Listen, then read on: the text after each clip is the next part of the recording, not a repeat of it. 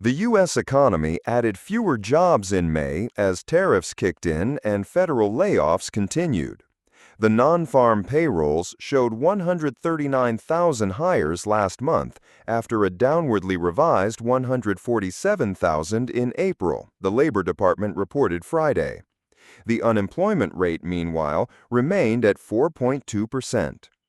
The new tariffs already appeared to be raising prices and slowing sales and growth. Still, the federal Fed has said it's waiting for strong evidence of how the levies are affecting inflation and the labor market before adjusting interest rates. Shares of Tesla made a partial recovery Friday after the EV maker's valuation suffered its biggest ever blow as CEO Elon Musk's relationship with President Donald Trump devolved over social media Thursday.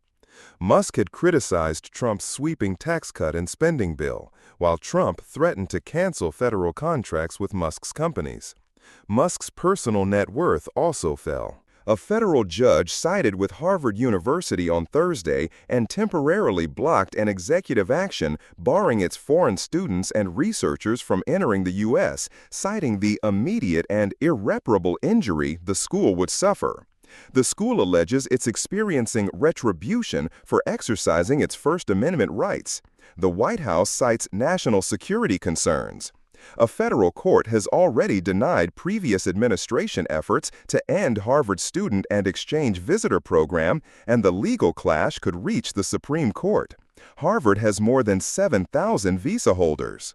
Text messages purportedly recruiting employees for jobs that don't actually exist seem to be everywhere lately, and the problem appears poised to get worse. Job scam texts were the second most common type of hoax reported in 2024, according to data from the Federal Trade Commission, after fake package deliveries. And Business Insider reports that due to a confluence of factors, from a rocky labor market to increasingly sophisticated artificial intelligence software, they could become even more ubiquitous in the months ahead. JPMorgan warned incoming junior bankers not to accept future-dated job offers outside the company within 18 months of starting the bank's program. Those who do will be fired, a letter sent to new recruits stated. The letter implicitly targets private equity firms whose recruiting tactics have drawn the ire of JPMorgan's chief executive. In August, JPMorgan told analysts it was reviewing its policy and that accepting a position at a private equity firm could result in the bank reconsidering their employment. Who's footing the bill for the Trump tariffs? Clothing companies and their overseas suppliers are still duking it out. Timberland parent VF recently asked its vendors for a 3.5% cost cut, the Wall Street Journal reports, citing company documents.